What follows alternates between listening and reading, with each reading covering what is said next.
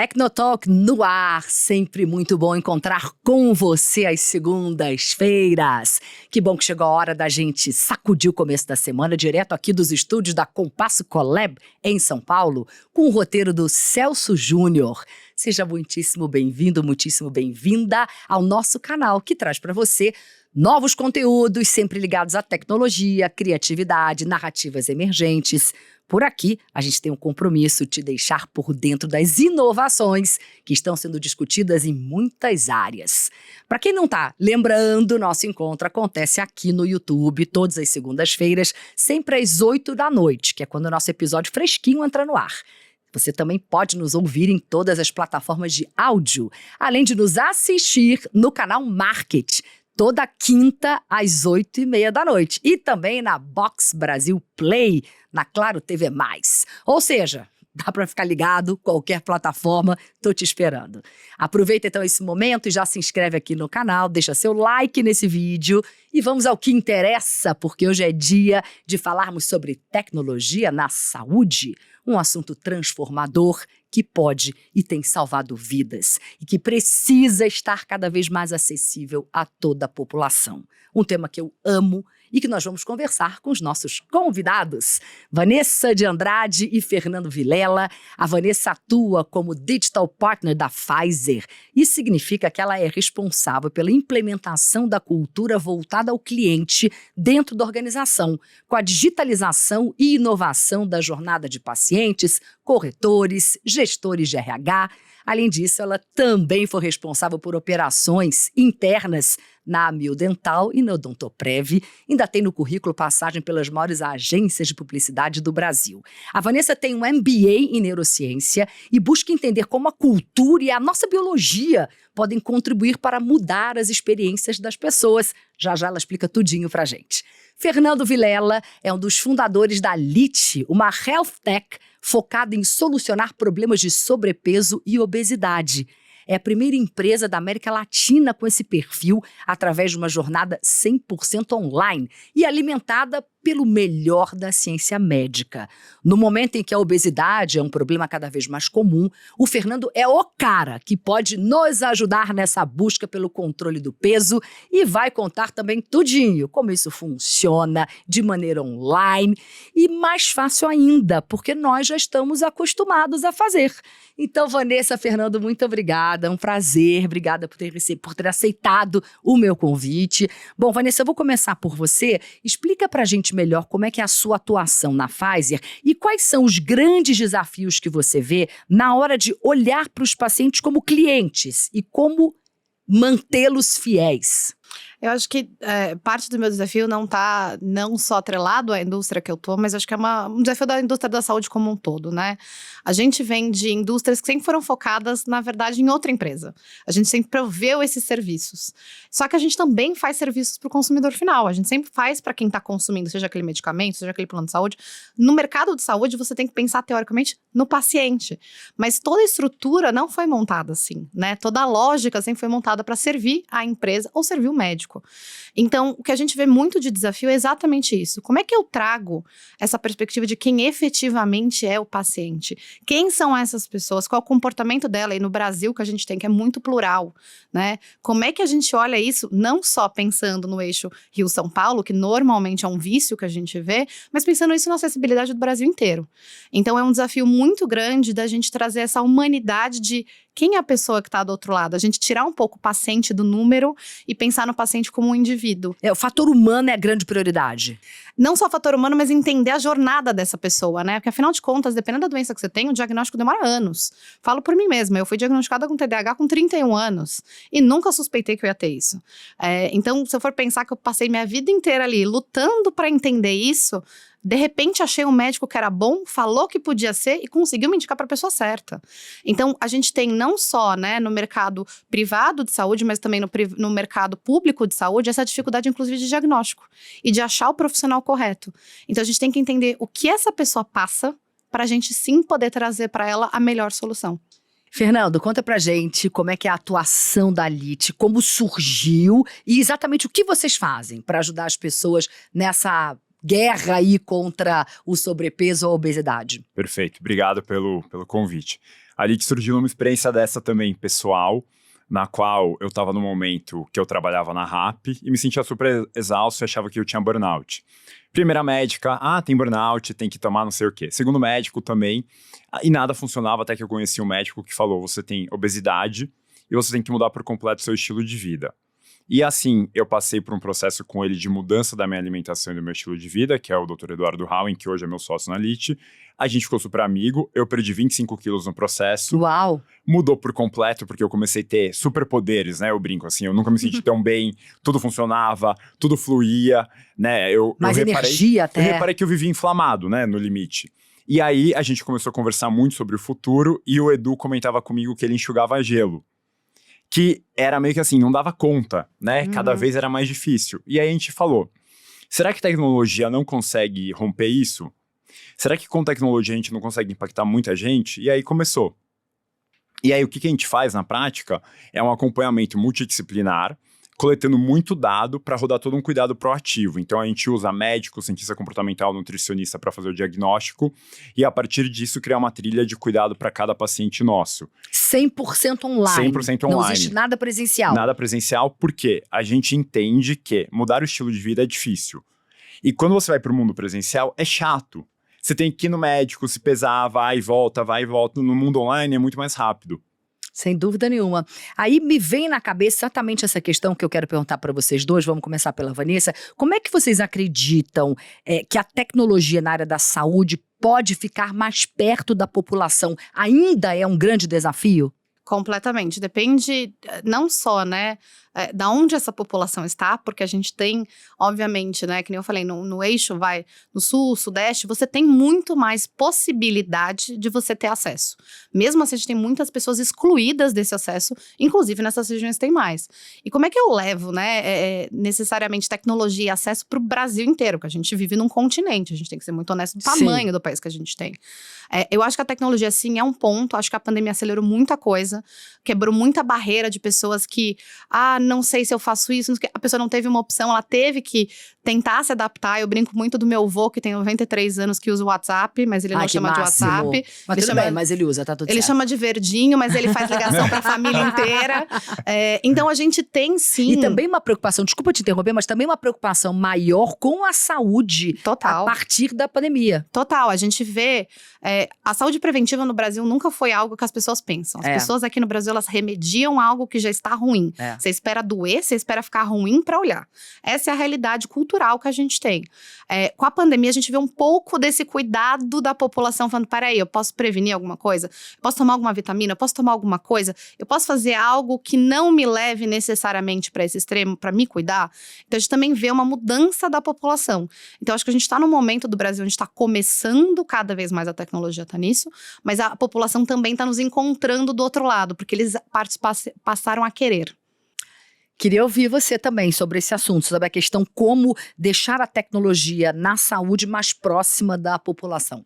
O que eu vejo muito, o que está mudando, é que você tem uma convergência do mundo do bem-estar com o mundo da saúde. Sim. Então, o mundo da saúde, ele sempre andou sozinho e é uma visão meio hospitalar. Tanto que normalmente, até desculpa te interromper, mas a gente até fala muito hoje em dia de wellness e health, né? Exato. Que é bem-estar e saúde, saúde e bem-estar. Virou quase sinônimo. Exato. E aí, isso é bom. A tecnologia começou a dar o push o estímulo de mostrar assim, olha, você pode aprender a fazer atividade física online, você pode aprender a ver conteúdo online. Antes você só perguntava pro médico, hoje em dia todo mundo usa o Dr. Google. Né? Então, ela facilitou o acesso à informação. Por outro lado, a gente como consumidor final, a gente ficou mais exigente. A gente não aceita mais que um médico fale pra gente, olha, você tem que fazer tal coisa. Você sai do consultório e olha no Google hoje em dia. Mas que também tem que tomar cuidado, né? Tem que tomar Porque cuidado. não é um médico. Não é um médico. Então, o que eu acho que a tecnologia favorece é que ela reduz fronteiras, né? Ela praticamente extermina a fronteira. Então, o caso que você comentou até da dificuldade de achar um bom médico. Pô, meu caso, eu rodei em dois profissionais até encontrar um terceiro que fez o diagnóstico correto. Hoje, no mundo online, a gente, por exemplo, na Lite atende mais 185 cidades e 14 países já. Rodando 100% online. E tem quantos anos a Lite? 2 anos. Parabéns. Então você vê o tamanho da carência que existe e dessa assimetria de informação e de acesso que tem em saúde, que eu acho que a tecnologia ajuda muito a romper essa barreira. Total. A informação passou para a mão do consumidor, né? A gente tem buscado o consumidor no geral a estar mais educado sobre coisas que vão para minha saúde. Eu brinco do meu próprio diagnóstico. Eu falava, não tenho isso. Imagina, eu fui diagnosticada com outras coisas, passei em tanto médico. Como é que ninguém nunca viu que eu tinha TDAH? E aí o médico falou assim, olha isso, dá uma olhada nesse conteúdo, tá aqui uma médica que eu te indico que é muito boa porque é diferente. Eu comecei, antes de eu ir com ela, eu já comecei a pesquisar. Porque eu comecei a pesquisar, eu falei, peraí, parece que eu tenho isso sim. Eu preciso talvez entender um pouco mais e dar uma chance.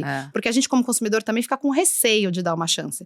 E aí eu passei de conhecer um pouco sobre o assunto, me deu a oportunidade de eu tomar a coragem de ir para essa médica e ela conseguir fazer meu diagnóstico. E você aceitar o seu diagnóstico. Que também foi outra batalha que a gente também tem por aí. E a gente está vivendo um momento com inteligência artificial generativa em absolutamente todos os segmentos. Eu sempre falo muito disso aqui, não adianta resistir, já está aqui. Nós temos que aprender a lidar com ela, temos que aprender a usá-la, isso sim. Dentro da área da saúde, pergunta para vocês dois, vou começar pelo Fernando agora. Como a IA ajuda? Olha, eu acho que ela é transformadora. Por quê? A inteligência artificial, ela dá superpoderes para aquele corpo clínico atender. Então, um exemplo simples. Hoje, você com a inteligência artificial, você grava uma consulta, transcreve a consulta e compara. Isso é uma consulta ideal, isso foi a consulta gravada. Aonde que ela falhou? E você volta e dá um treinamento contínuo. Então, você garante uma coesão de protocolo clínico ao nível que nunca ninguém antes viu. Quantas vezes você não foi em um médico que você adorou? Gente, eu tenho medo disso. Vou na consulta e compara com o ideal. Tô muito longe do ideal. Não, mas eu digo assim, pro treinamento do corpo clínico. Não, mas é maravilhoso, é óbvio, claro. A gente na Elite usa muito para rodar informação de paciente sobre o que os pacientes estão perguntando pra gente nos grupos de WhatsApp. Porque cada paciente é alocado dentro de um grupo de WhatsApp com o corpo clínico dele. Então, com isso, a gente processa a informação, processa dado de engajamento, e eu chego e falo para a médica do meu paciente, falo assim, olha, esse é o tipo de mensagem que você tem que mandar para aquele paciente. Antes, ela ia ter que abrir um prontuário eletrônico, ia ter que ver dado para lá, para cá, não sei o que, ia demorar 15 minutos para uma mensagem. Antes era papelzinho mesmo, Antes era papelzinho mesmo. Vocês não eram nem nascidos, mas enfim. Então, para mim, essa capacidade de processar informação muito rápido, e até mesmo de dado não estruturado, que é super comum em saúde, dado de prontuário eletrônico, é um textão corrido. Como que você interpreta isso? Com a inteligência artificial, modelo conversacional, isso é muito mais fácil hoje em dia. E cada dia vai ser mais rápido ainda. E você tá quase se formando em medicina, né, com a Lite? Não, tô longe.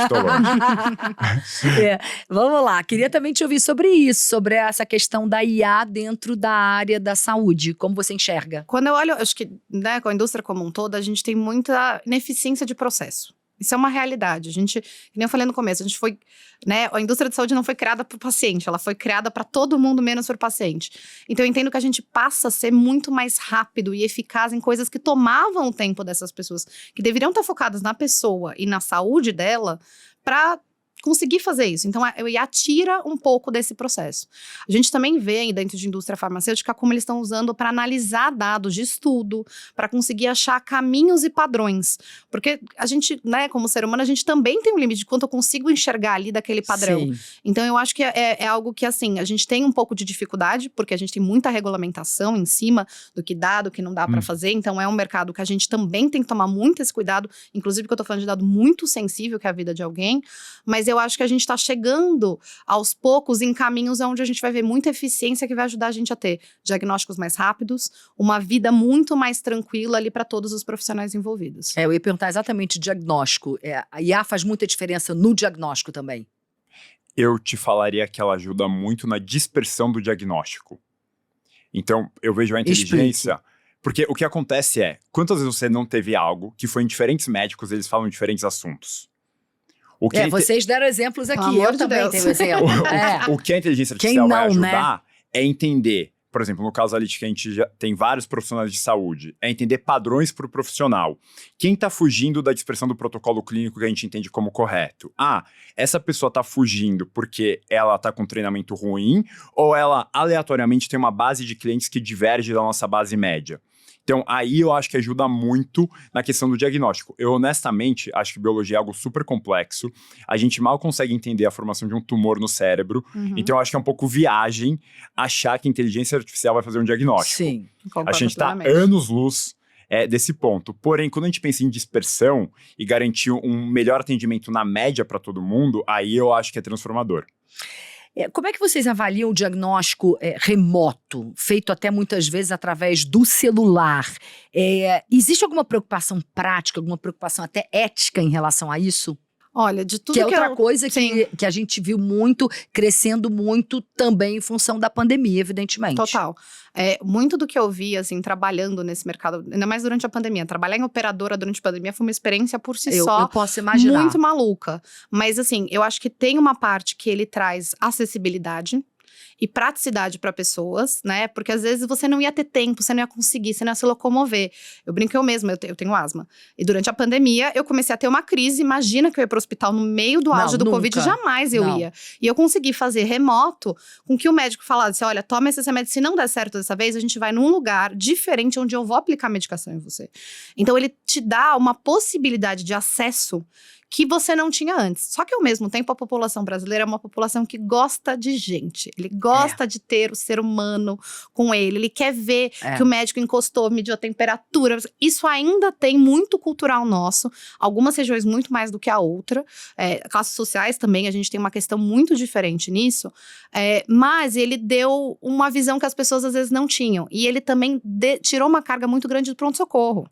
Porque o pronto-socorro deveria ser para urgência. Eu tenho risco de alguma coisa muito grave estar acontecendo. Quebrei, tô tendo infarto. São questões muito mais graves. E as pessoas vão para uma gripe. Até porque a gente, como você muito bem colocou aqui, a gente vive num país continental. Exatamente. E temos pessoas de todas as classes sociais. E aí muita gente que não tem plano de saúde, que não tem um acesso mais rápido ao hospital, acaba indo no pronto-socorro porque é a única maneira de chegar próximo do médico. Então, E a gente tem uma coisa da nossa CLT que a gente precisa de um atestado. Ainda né? tem isso. Então a gente fala que a presença do atestado às vezes é o que lota o pronto-socorro, com toda honestidade. Nossa. Mas nunca hoje, tinha pensado nisso, mas é evidente. Parece meio maluco a gente falar. Tem toda razão, a gente claro. sabe que tem índice maior depois de carnaval, sempre tem índice maior, feriado sempre tem índice maior. Tem datas que a gente sabe que vai vir um índice maior no pronto-socorro. Por quê? Porque é quando as pessoas estão procurando sim um atestado. Nossa. Seja por bem ou seja por mal. Não estamos fazendo um critério de valor aqui. Mas a telemedicina, por exemplo, ela permite que você tenha falado ali. Se a pessoa viu que você não tá bem, ela já te dá o atestado. Então, ela também tira uma sobrecarga dos próprios profissionais. A gente ainda tem resistência cultural, mas eu acho que é uma questão que se a gente mostrar que a qualidade do serviço, a qualidade do diagnóstico sim está lá, e obviamente não serve para todas as especialidades, né? Mas sim está lá, eu acho que as pessoas diminuem um pouco essa resistência e passam cada vez mais a usar. Fernando, quero te ouvir também sobre isso, até porque a LIT é 100% 100% online. Então, de que forma vocês lidam com isso? Existem questões éticas nisso, envolvendo questões práticas, envolvendo o diagnóstico sendo feito de maneira remota, muitas vezes pelo celular. No começo, eu lembro que eu tinha muito essa discussão com o Howen, né? Que é o meu sócio lá atrás, que é médico. Que é o médico, E a maior preocupação dele era, será que no mundo online eu vou conseguir treinar médicos para terem a mesma qualidade do diagnóstico que eu tenho no mundo presencial? E aí a gente rodou como piloto uns 6, 7 meses, e aí ele ficava impressionado o quanto era muito igual. Uau. E, inclusive, o quanto online possibilitava ter mais informação e mais próximo. Então, hoje, eu Por acho quê? que... Porque você captura mais dado da pessoa. No mundo presencial, você tem 20 minutos para conhecer alguém. No mundo online, você está capturando dado e informação. Hoje, na LIT, de um paciente, a gente captura, na média, 1.800 pontos de dados por mês. Uau. É muito dado. Então, eu consigo cruzar isso com o médico, eu consigo cruzar isso com pessoas iguais a você. Isso dá uma munição para o corpo clínico atender e ser mais efetivo, que é surreal. Então, isso eu acho que é bem transformador. Maravilhoso, maravilhoso. Quais são as principais tendências que vocês estão percebendo que devem surgir ou que surgiram recentemente nesse campo da tecnologia ligada à saúde? Eu vejo que a gente ainda está, né, como país, o desafio da transformação digital, ele ainda é muito uma verdade na nossa vida. Qualquer tamanho de empresa, né? Eu já trabalhei com médicos direto, com dentista, com vários profissionais diferentes, e a gente vê que essa é uma dificuldade. A gente ainda está num processo de transição de de processos, de sistemas, de tudo. Porque, querendo ou não, e todo mundo tem um médico desse ou um dentista desse, você conhece um cara que tem um caderninho que faz a agenda dele. Isso é comum. No Brasil, isso é muito comum. Então, a gente ainda está num processo de transformação, de pegar coisas que a gente sabe que poderiam ser feitas mais fáceis, convencer essa pessoa que deveria ser mais fácil e conseguir fazer. A inteligência artificial, vejo, obviamente, né, como qualquer um, até besteira eu falar isso, porque todo mundo já sabe disso, mas eu vejo isso muito, principalmente aplicado em processo. E coisas do dia a dia que você não precisa despender o seu tempo. Para que eu vou, por exemplo, fazer uma tradução de um conteúdo? Eu trabalho numa empresa global. Então, eu escrevi em português, preciso trazer para o inglês, às vezes eu tenho que levar para outra língua. Se eu parar para fazer isso, eu perdeu muito tempo. Então, na inteligência artificial, por exemplo, isso me ajuda. Isso, eu tenho reuniões, às vezes, com times globais de vários locais. Só de colocar a inteligência artificial ali, todo mundo se entende com muito mais facilidade, né? E eu acho que outra coisa que a gente tem é a experiência de consumidor, né? O pessoal fala muito de CX, CS, UX, vai ter todas as letrinhas, eu brinco com uma sopa de letras, mas no final de contas a gente tá falando o quê? Como é que eu dou experiência pra pessoa de verdade? E como é que eu olho a experiência dessa pessoa? A gente tá ainda numa fase onde, por mais que eu esteja automatizando coisas com inteligência artificial, eu preciso dar um match disso com o estou pensando em pessoas. Então, se esses dois não andarem juntos, a gente pode ter um problema muito sério dentro desse mercado. Concordo com você. Fernando, queria te ouvir também sobre isso. Nessa linha, eu acho que onde tem mais impacto é o que a gente chama de cuidado contínuo, que é como você captura informação, processa no seu software, no seu sistema e volta para o cliente no qual não é que você está interagindo menos com ele, ficando mais frio. Pelo contrário, você está ficando cada vez mais próximo. Só que você usa de ferramentas de tecnologia para conseguir fazer isso em escala. Porque senão também vira um custo que não compensa, né, no setor. Sim, é impossível. Do outro lado, eu sou muito mais, acho que otimista que a grande média em relação ao avanço de tecnologia. Eu acho que todo país que ele é muito pobre ou muito desigual, o salto tecnológico ele é muito superior a um país desenvolvido. Porque se você está na Europa ou nos Estados Unidos, você tem acesso a um sistema bom. Aqui você não tem nada. Então por isso que a gente vê iFood, Rappi, 99 e Uber explodindo. Porque você sai do nada, do zero, e do nada você tem algo com 7, 8. Num país que 99% tem WhatsApp. Então é um país já mais acostumado com tecnologia que a média. Então, eu acho que tem muito mais ganho do que as pessoas acham que tem. E com uma vantagem, a gente é 220 milhões de habitantes. Então, é muito dado que você consegue capturar, cruzar e aperfeiçoar seus modelos, seus sistemas. Então, eu realmente acho que o que aconteceu no mundo de fintech, né, no mundo de finanças com banco digital aqui no Brasil, vai acontecer em saúde aqui no Brasil também, porque eu acho que a regulação é muito mais favorável que fora. Eu acho que a tentativa de Open Health pode ser uma coisa muito importante para a gente como país. Eu falo que assim, eu morro de medo de dar meus dados. Claro, eu sou uma pessoa muito conservadora nesse aspecto. Mas os meus dados de saúde eu não teria tanto medo. Por quê? Gente, eu já passei 1 milhão de médicos. Se todos eles olhassem para mim como um indivíduo, onde obviamente minha saúde mental afeta meu estômago, que afeta meu corpo, que afeta tudo. Se eles têm todas essas informações, será que meu diagnóstico não seria mais preciso? Então eu acho que a discussão de Open Health no Brasil, que a gente já teve um pouco com a parte bancária, eu acho que ela é muito necessária. E eu acho que a gente deveria olhar isso, todo mundo com uma cabeça aberta de, não é que eu tô dando o meu dado, eu tô dando a minha saúde para as pessoas poderem olhar, será que tem um jeito melhor para te diagnosticar, em vez de você ficar indo em 4, 5 médicos que falam coisas diferentes? Sim, com certeza. Explica para quem não sabe o que é Open Health. Assim como você vê no banco, que você pode compartilhar seus dados e um banco olhar para o seu dado do mesmo jeito que o outro está olhando, para te dar crédito, para te dar qualquer opção de financiamento, por exemplo, é isso que eles querem fazer na saúde. Então, por exemplo, eu passei num hospital A. Dentro desse hospital, ele sabe que, aí eu tô dando vida real aqui, já quebrei a mão, já trinquei costela, tenho problema no ligamento, sou toda cheia de coisa. Então, ele tem essa informação. Só que quando eu vou no hospital B, ele não sabe o que eu fiz no hospital A. Então, se eu não parar e contar pro hospital B, ele não vai saber. Isso pode interferir no meu diagnóstico. Porque a gente sabe que a gente não conta tudo pros médicos, gente. A gente esquece. E tá tudo bem, isso é normal. Ou às vezes a gente quer omitir também, a gente não vai mentir. Mas se eu tenho a informação cheia, o meu diagnóstico vai ser mais preciso. E vai ser muito mais fácil. Tanto que tem muita gente que se preocupa em, por exemplo, fazer exames sempre no mesmo laboratório. Sim. Porque aí você tem como comparar com os exames anteriores. Porque, gente, vamos combinar? Eu queria até saber disso. Quanto % das pessoas, de fato, levam exames antigos quando vão fazer exames novos? Que todos os laboratórios pedem. Todos os pais pedem. Ninguém leva, a gente esquece. Isso, então, isso me leva a perguntar para vocês... o que vocês enxergam como os maiores desafios de verdade para que essa tecnologia de ponta chegue na massa da população? Eu acho que é um desafio de custo, porque ela é cara. A gente fala muito em inteligência artificial e tudo mais, mas é muito caro rodar. Muito caro. Porque é uma capacidade computacional gigantesca. Então, esse é um primeiro desafio. Segundo desafio é dado organizado. Ou minimamente organizado. Porque se você também não tiver muito dado, é muito difícil você capturar. E se você está falando de algo que envolve tecnologia e dado, tem um desafio que as pessoas menosprezam, que é a memória de celular. Que a população de classe mais baixa, ela tem celular com pouca memória. Então, os aplicativos não conseguem rodar. Aplicativo que usa muito dado, muita informação. Então, por isso que você vê, muita gente brinca e fala, nossa, esse aplicativo é diferente. É porque cada celular, cada dispositivo vai rodar soluções de tecnologia distintas. Às vezes a gente fica um pouco na bolha com os seus iPhones da vida, né? E fica achando, nossa, não, mas vai funcionar perfeito. Aí você vai ver em outro celular, trava, dá crash. Então, aí é um jogo de tempo. Mas eu acho que hoje, o processamento de chip, todo mundo fica vendo o caso da NVIDIA, né? Que tá na moda agora, que tá valendo trilhões de dólares. Tá indo tão rápido. Conta para as pessoas o que é, para quem não sabe. É uma produtora de chip que produz hoje praticamente todos os chips que rodam de inteligência artificial. De forma bem resumida, é como se fosse a nova Microsoft. Que o que o Windows foi lá atrás, eles são hoje para o mundo atual. Então, acho que daqui uns 10 anos a gente vai ver um ganho, assim, transformador. E é o tempo também da própria tecnologia amadurecer para conseguir chegar num tamanho de escala de uma classe C e D e atingir a população massivamente.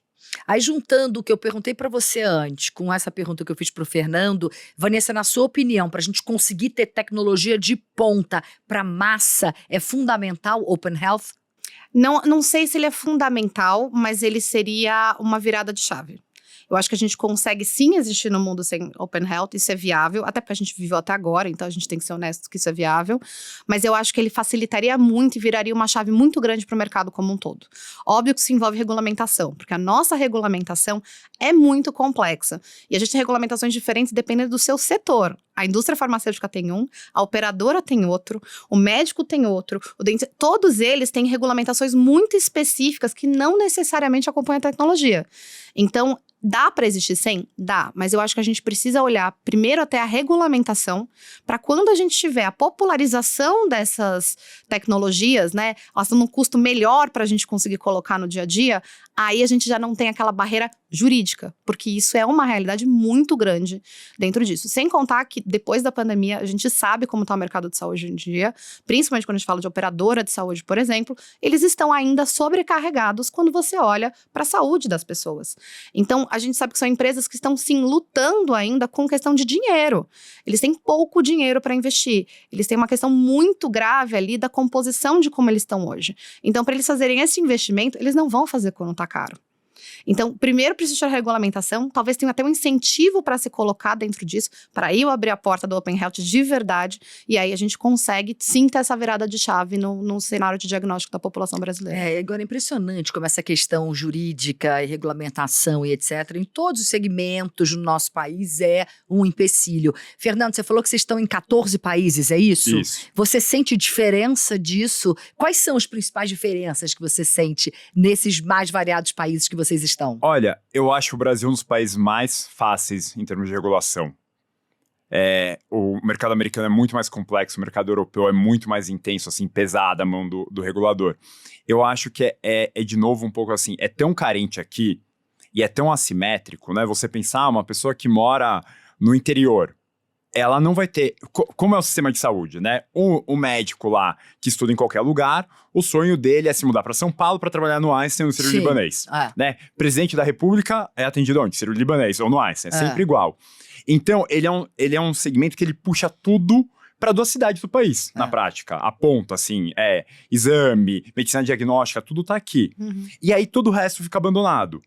Como o governo, o setor público entende essa nuance, ele é muito mais favorável à inovação, porque ele sabe que é atendimento no final da ponta. Né? Quem puxou telemedicina no Brasil, que as pessoas pouco falam, é o próprio Einstein. Quando nem tinha regulação. E o Einstein batia no peito e falava, eu vou fazer, não importa não ter regulação. Porque é uma questão de acesso.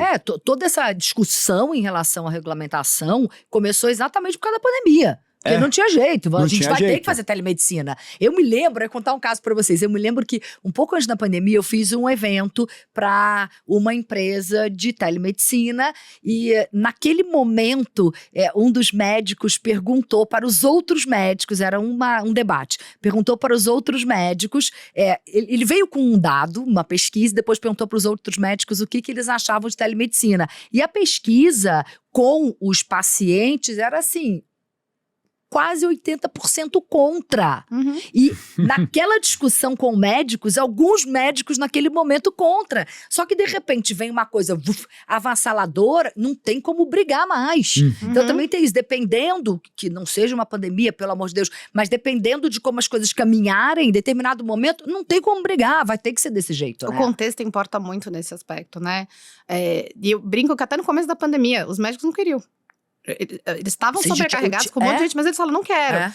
Mas quando a gente fala de regulamentação, e eu falei dos vários órgãos que a gente tinha, para algumas especialidades, o CFM batendo o pé. Essa especialidade não pode fazer. Então, a gente tem que ter, de uma forma também, a Conselho Federal de regulamentação, Medicina. onde a gente olha para ela como um todo de uma forma única. Não adianta eu, na área da indústria farmacêutica, ter avançado, se a operadora de saúde não avançou, se o governo não avançou e se as classes, né, de cada tipo de especialidade médica ou que envolve na saúde também não tiverem juntos. Porque senão uma ponta foi, a outra não vai, e ela só vai quando ela foi muito pressionada. Isso atrasa a gente. Então, também é uma questão ali até política. Como é que a gente faz para tudo isso se juntar com o pró do vamos garantir que esse acesso seja maior para a população como um todo? Sem dúvida. Mas- Eu te interrompi quando você estava falando. Não, Você falou assim, que realmente a gente tem que dar os louros aí pro Einstein, que começou a fazer isso quando não era nem regulamentado ainda. E nessa, eu posso ser um pouco utópico ou lunático no meu comentário, mas eu acho que é por isso que a transformação ela vai vir do consumidor final pedindo. Ela não vai vir desse jogo de poderes, de conflito de interesse. Não virá de cima obrigando. Não virá. É igual telemedicina, assim, a partir do primeiro momento que você faz, você não quer mais ir no consultório. Você fala, não, você faz online? Ah, faço. Ah, não faço. Ah, tá bom, obrigado, procura outro. Então, eu acho que vai vir muito mais essa demanda interna, assim como todas as grandes inovações, se você olhar dos últimos 20, 30 anos, do que propriamente achar que o setor, ele se adapta, o setor ele vai naturalmente se adaptando de acordo com o consumidor final. Se quem tá pagando a conta fala, cara, eu quero uma inovação, quem faz, começa a andar. O que eu acho que vai ser bem legal da gente acompanhar é que a gente tá num país onde saúde é 8% do PIB. Se você olhar qualquer país desenvolvido, é 20% do PIB. Então, saúde vai bater 20%. Só que já é um setor sobrecarregado. E aí é muito da ambição e nossa visão como LIT. O setor é sobrecarregado não porque ele é ineficiente, mas porque cada vez tem mais gente doente. E tem mais gente doente porque o estilo de vida é cada vez pior. Então, de nada adianta a gente ter uma porrada de drogas, medicamentos novos, tratamentos novos, se as pessoas comem errado, não fazem atividade física e não se cuidam. É uma bomba relógio. Que como sociedade a gente tem que colocar, né, o elefante na sala e começar a discutir, falar, gente, a gente tem um problema estrutural que as pessoas não se cuidam mais. Vamos focar nisso e resolver. Você sentiu diferença, e você também, das pessoas preocupadas de fato, não só preocupadas, mas fazendo alguma coisa prática para se cuidar mais a partir da pandemia? Muito. A gente falar de saúde mental. Quando é que você Sim. falava de saúde mental antes da pandemia? Com toda honestidade, era coisa muito de raro. só gente louca que se Era uma outra preocupa com pessoa que isso, falava. né? Eu brinco que eu falava de saúde mental, as pessoas falam assim, mas você vai contar mesmo que você tem isso? Eu falo, Tá conto, vendo, gente. Porque se eu não contar, parecia e que o era coisa de outro? gente maluca, gente louca. Exato. Então, assim, eu acho que abriu-se a cabeça cultural do país, sim, para olhar para outras coisas. A gente discute saúde mental no BBB. Vamos combinar? A gente chegou nesse nível. Isso é muito bom, isso é muito positivo. Né? É uma coisa que eu acho que é necessária nesse país que a gente mora. Mas tem outras coisas que seguem tabu. Né? Apesar de o Brasil ser, versus outros países do mundo ainda, alguém que olha muito para comida mais natural, a gente ainda tem muito disso, a gente tem visto a população mais jovem com questões mais sérias. Por quê? Porque a comida natural não tá mais ali. O tempo, a urgência que foi criada, né, pelo jeito que a nossa sociedade isso tem feito, sim, pessoas mais jovens ter esse problema. Eu brinco muito com meu avô. Você pega os exames dele e você fala, gente, eu queria ter esse exame. Porque meu avô não tem nada. colesterol baixo, tudo lindo. Você pega minha mãe tem, 30 e poucos anos de diferença do meu avô. Minha mãe tem. Mais problemas, às vezes, só de que meu avô. Mas por quê? Porque a gente vive com estresse, meu avô vive em outra vida, ele tem uma alimentação muito mais saudável. Sim, isso mudou. E cada geração que a gente tá vendo, as mais novas, infelizmente, tem tido uma piora significativa em termos alimentares e de exercício. Mas, por outro lado, não há uma preocupação dos jovens, uma preocupação maior com isso, porque se fala mais disso? Mas Eu tô falando porque eu vejo isso, sim. assim, dentro de casa com os meus sobrinhos. Sim e não, porque às vezes eles querem a coisa que seja mais imediata, mais rápida. Agilidade, E não é rapidez. rápido. Saúde não é rápido, demora. Demora muito. Essa frase é boa. E a paciência não é, infelizmente, e eu falo que eu também não sou uma pessoa muito paciente, mas das gerações mais novas a gente tá vendo que eles querem uma coisa mais imediatista. Não existe solução imediata. Ela demora, você tem que investir seu tempo e sua energia para você alcançar a saúde. E você, Fernando, percebeu uma mudança aí também com essa preocupação das pessoas com uma vida mais saudável, a partir tanto mentalmente, quanto fisicamente, quanto o corpo, a partir da pandemia? Sabe o que eu acho que vem acontecendo muito, e talvez a pandemia tenha escancarado isso, é que pela primeira vez a gente está vendo uma geração idosa viver muito mal. Antes, as pessoas de 60 anos infartava, morria. Agora, todo mundo aqui tem um vô, uma avó, um tio-avô, que vive na UTI, entra e sai, toma 15 remédios por dia, tem cuidador, tem, né? É toda uma estrutura que você fala, meu Deus do céu, não quero viver com isso. E aí, isso te faz se preocupar com a longevidade. Mas não a longevidade de viver até 120 anos, 130 anos, que isso eu já acho uma coisa também meio exagerada. Mas sim com a qualidade da sua longevidade, né? Como que você vai chegar? Você vai ser uma avó, um avô que consegue brincar com seus netos? Ou você não vai conseguir nem agachar? Né? Até a série lá do Netflix de Zona Azul lá, né? De Blue Zones, né? Todo mundo comentando. Então você vê que é mais natural por conta disso. E do outro lado, o que eu acho que muda também é que o sistema de saúde, e isso a parte até mesmo científica, pela primeira vez ela de fato está entendendo a importância da medicina de estilo de vida. Antes era meio que menosprezado um pouco, porque não se tinha tanto estudo assim. Pelo contrário, a gente falava muito de fritura, a gente não falava de açúcar, a gente não falava de álcool. Você tá lidando com indústrias que elas prosperaram por muito tempo. Então agora você começa a falar mais do assunto, né? O mundo acadêmico começa a pesquisar mais e tudo vai se correlacionando. É bizarro a gente ver a quantidade de câncer que tem hoje em dia na sociedade. Câncer de intestino. Né? Tem o Peter Attia, um médico americano, que ele é bem bombado nas redes sociais. Ele fala, todo mundo que tá vivo hoje vai ter câncer de intestino. Uau! É uma questão de se você vai morrer antes ou depois.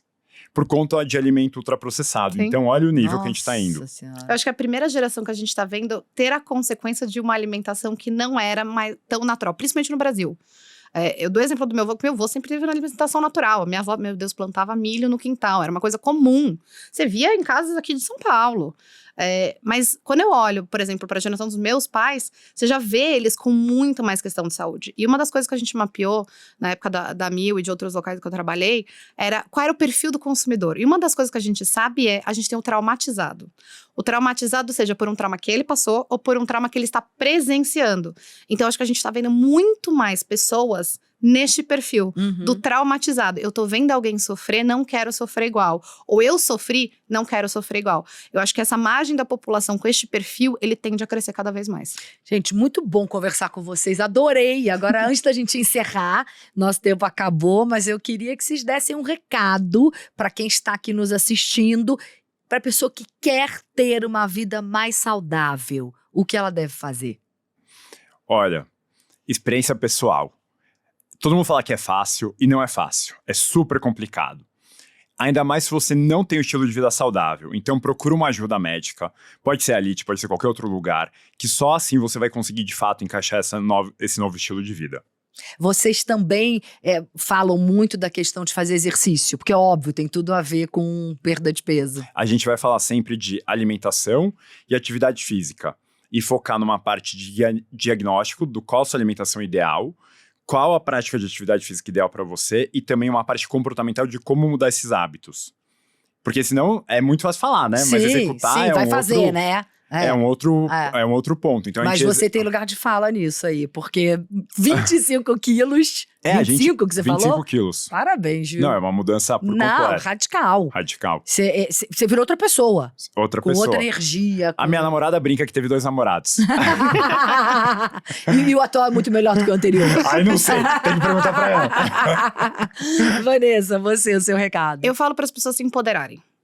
Busque informação sobre o que você acha que você pode ter, principalmente mulheres. A gente, infelizmente, vem de contextos onde o estudo sobre o corpo feminino quase não existe. Então, procure entender. Entenda que a sua dor, o que você está passando, ele é válido, ele acontece, não é da sua cabeça. Mas busque a informação exatamente para você poder contrapor as pessoas que não necessariamente acreditam nisso. Então, eu acho que para mim seria muito isso. Se empodere sobre aquilo que você está sentindo e busque informação pra você falar, ó, tá aqui, não é da minha cabeça, ela existe. Muito bom, gente. Muito obrigada mesmo, viu? Prazerzão estar com vocês aqui. Várias dicas, vários recados importantíssimos. Muito bom. Obrigada. Obrigada a você. Bom, nosso Tecnotalk de hoje, então, tá chegando ao fim. Nossa conversa foi super produtiva. Nem percebi, de verdade, o tempo passar. O tempo voou. Tenho certeza que você também.